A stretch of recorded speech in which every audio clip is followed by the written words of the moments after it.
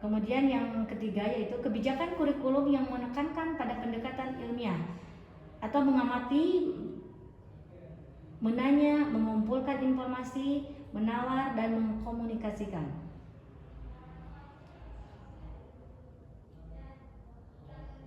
Yang berikutnya adalah diadakannya standar pendidikan yang mewajibkan laboratorium, praktik, kerja lapangan, dan pendidikan berbasis keterampilan.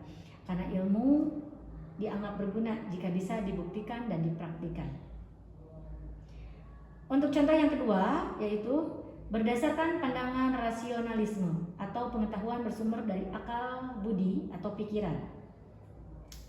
Ini memiliki dua, yaitu dasar filsafat yang sumbernya kebenaran utama adalah akal pikiran dan logika.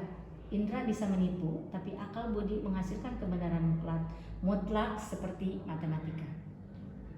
Yang kedua yaitu penerapan kebijakan. Adanya kebijakan pengembangan kemampuan berpikir tingkat yang kita singkat adalah HOS dalam ujian nasional atau asesmen, karena tujuan pendidikan adalah mengembangkan potensi akal budi manusia.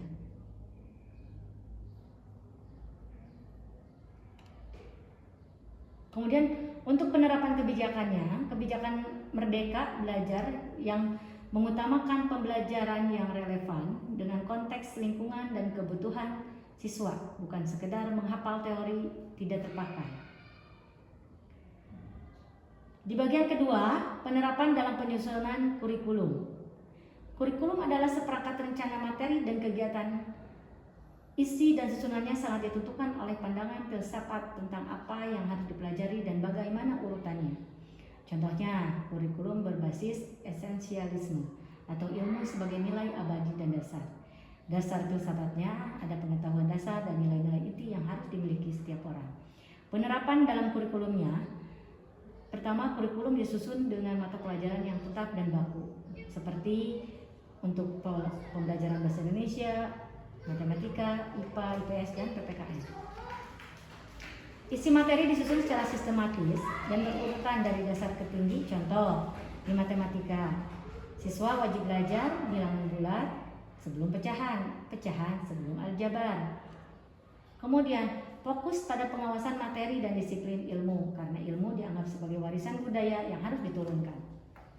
Struktur kurikulum tematik atau terpadu seperti pada kurikulum 2013 dan kurikulum Merdeka, di mana materi tidak terpisah kaku, tapi disatukan dalam sebuah tema agar siswa membangun pemahaman utuh. Yang terakhir, adanya mata pelajaran mutan, lokal, dan proyek penguatan profil pelajar Pancasila agar siswa membangun pengetahuan sesuai lingkungannya sendiri. Yang terakhir, materi tidak lagi disajikan sebagai jawaban, jadi melainkan berupa masalah atau tantangan yang harus dipecahkan.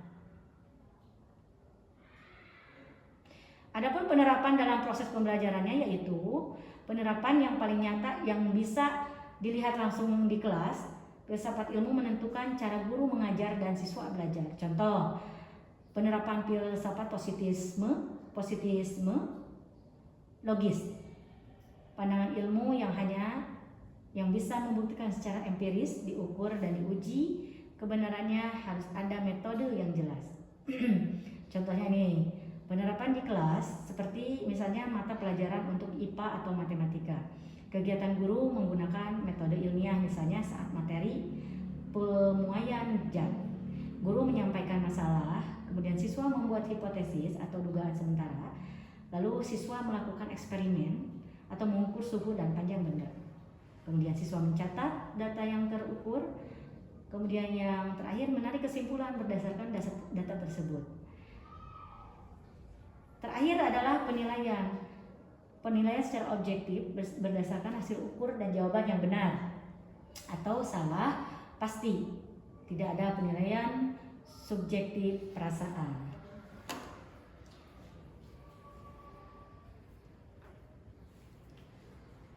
Baiklah, demikian yang dapat saya sampaikan tentang presentasi dari tugas filsafat ilmu. Terima kasih. Assalamualaikum warahmatullahi wabarakatuh.